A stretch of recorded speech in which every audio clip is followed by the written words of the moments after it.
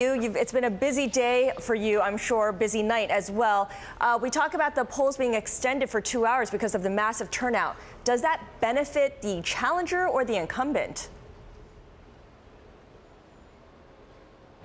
Well, it arguably benefits both. It was going to come down to turnout. The government was looking at a figure of about 72% as a reference point. Last time around, there was about 77%.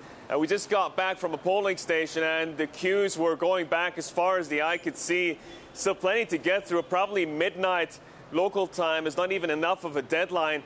55 million eligible Iranian voters passionately expressing their opinion. You have no idea the amount of conversations happening on the sidelines of the voting. People engaging, people want to make a change either way. And again, two very different paths to choose from the two chief contenders. One, of course, Ebrahim Raisi, the conservative cleric, and then Hassan Rouhani, who I ran into this morning as well at that polling station, the incumbent, the architect of this nuclear deal with the U.S., the person who wants to engage with the West. That is the more liberal side of things.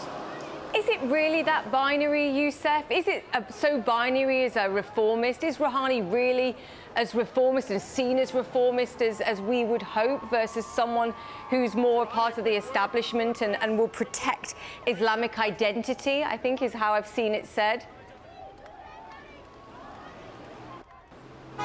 Yeah, that's a fair point. Ultimately, these are two figures who still are within the confines of the Islamic Republic of Iran. Both ultimately are going to be reporting to the Supreme Leader, Ayatollah Ali Khamenei. And despite that fact, you're still looking at very different candidates, and it could chart a very different future for Iran, not just over the next few years, but also in terms of what happens in the future with a succession plan for the Supreme Leader. Again, Hassan Rouhani, the man who's been actively trying to engage with the West, because if you can give some kind of certainty to foreign investors in terms of what's going to happen with sanctions, and you saw the tit for tat over the last 48 hours, then people could commit to something. But right now, that's not possible. And that is what Ebrahim Raisi is jumping on, the fact that these measures haven't really delivered in terms of an improvement in the quality of life. And that rings bells in terms of the themes of populism that we've seen over the last year. Yousef, very quickly here, what are you hearing in terms of when we might actually get the results, when we might get word of it?